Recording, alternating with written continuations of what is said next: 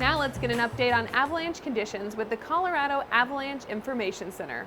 All right, thanks, Callie. Yeah, we had a little bit of a return of winter weather that started yesterday, which is kind of good for our snowpack melt. It was very springy so far in April. We've lost a lot of our snowpack. We went from about a 90 something percent of average with all that snowy weather at the end of March. But in the last 12 days or so, we've lost a lot of our snowpack and we're down into the 70s in most parts of the state. So we could use some more snow. So this is welcome. This does bring a bit of a change to our avalanche conditions. We got solid nighttime freezes, even down at the low elevations. And so that's alleviated our concern for wet avalanche activity. And you can see that here on our homepage map, where most of our forecast zones are sitting at low danger, which is generally safe avalanche conditions.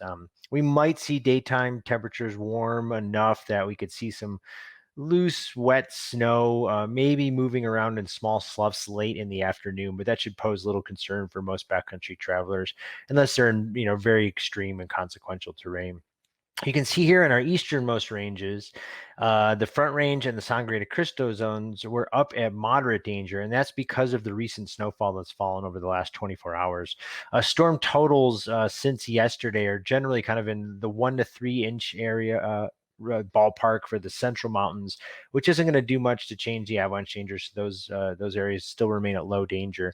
But in the Front Range and down in the Sangre de Cristo range, we saw anywhere from kind of 3 to 10 inches. You can see here on our easternmost zones, we've got the Front Range and the Sangre de Cristo range sitting at moderate danger, and that's because of the new snowfall that's fallen in the last 24 hours. We got anywhere from about 3 to 7 inches in the Front Range zone and about 6 to 10 inches down in the Sangre de Cristo range. And with some winds, that's enough to kind of increase the avalanche danger due to new storm snow instability. So if we look at the Front Range zone here, just as an illustrative example, you can see that the danger is elevated just in the above tree line elevation band, so up in the alpine, where we can expect some of that new snow to drift into wind slabs that are going to live on north, northeast, and east aspects at upper elevations, and you have the potential to kind of produce some small avalanches right below ridgeline, like what you're seeing here below these, cornice features, which are really indicative of wind loading. So cornices will always overhang the wind-loaded slopes, and so these are just some examples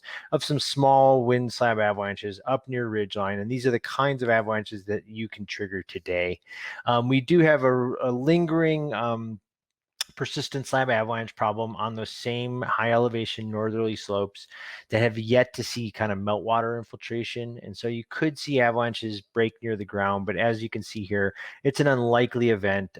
They're isolated throughout the terrain. So our main concern for the next few days is just the incremental small bits of snow drifting into wind drifted slabs on lee slopes, kind of right below ridges. For more detailed information and mountain weather forecasts, you can dig a little bit deeper at colorado.gov/avalanche or through the smartphone app available on iPhones and Androids. Just look for the CAIC phone app. Have a great weekend and stay safe out there.